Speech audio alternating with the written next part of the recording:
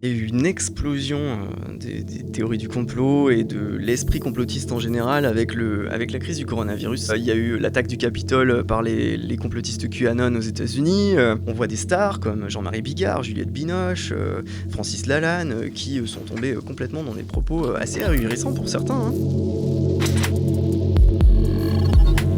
J'ai commencé à m'intéresser à tout ce qui était, le complotisme, les pseudosciences et cetera à partir du moment où j'ai vu le documentaire La Révélation des pyramides, qui était un documentaire qui disait qu'en fait, les égyptologues avaient tort, que les pyramides n'avaient pas été construites par les Égyptiens, qu'en fait ils avaient été construites par une ancienne civilisation aujourd'hui disparue et cetera et tout ça, ça m'a fasciné, ça m'a fait me dire que tiens, bah, si on m'a menti, quand j'étais plus jeune sur la construction des pyramides, finalement on a pu me mentir sur à peu près tout. Et après, j'en suis sorti parce qu'il y avait certaines théories qui me dérangeaient, auxquelles j'avais jamais adhéré.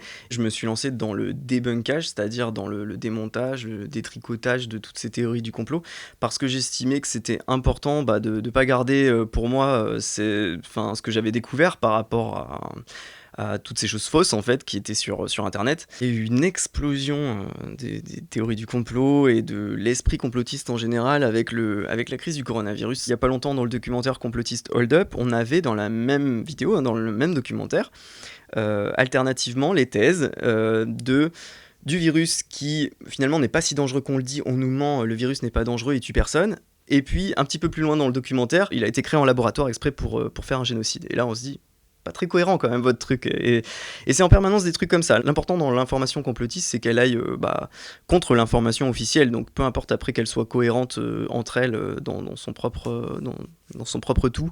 Des gens qui jusque-là s'intéressaient pas du tout à ces sujets-là s'y sont beaucoup intéressés.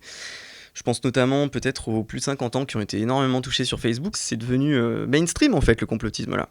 Il y a des manifs dans la rue maintenant, c'est ressorti dans le monde réel. Il y a eu l'attaque du Capitole par les complotistes QAnon aux États-Unis. On voit même des députés hein, qui aujourd'hui profèrent des propos complotistes comme Martine Wöhner. On voit des stars comme Jean-Marie Bigard, Juliette Binoche, Francis Lalanne qui sont tombés complètement dans des propos assez ahurissants pour certains, hein.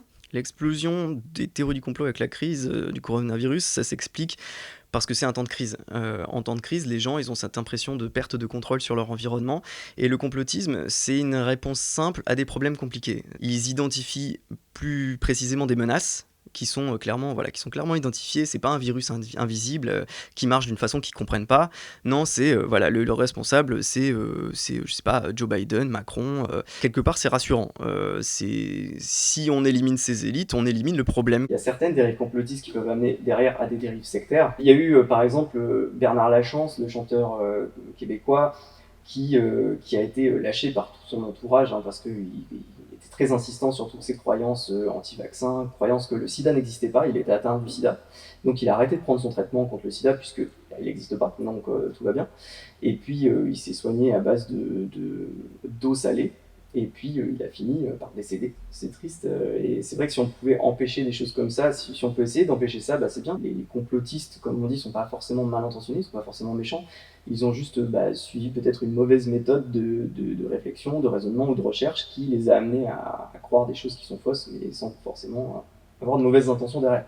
Il y en a hein, qui ont des mauvaises intentions financières, politiques, etc. Mais c'est pas le cas de la majorité des complotistes. Aujourd'hui, on est tous producteurs d'informations. L'information est devenue horizontale. Ce qu'il faut vraiment voir, c'est qu'on est tous producteurs potentiellement de mauvaises informations, qu'il faut essayer tout simplement de tous faire en sorte de produire le moins de fausses informations possible à son niveau.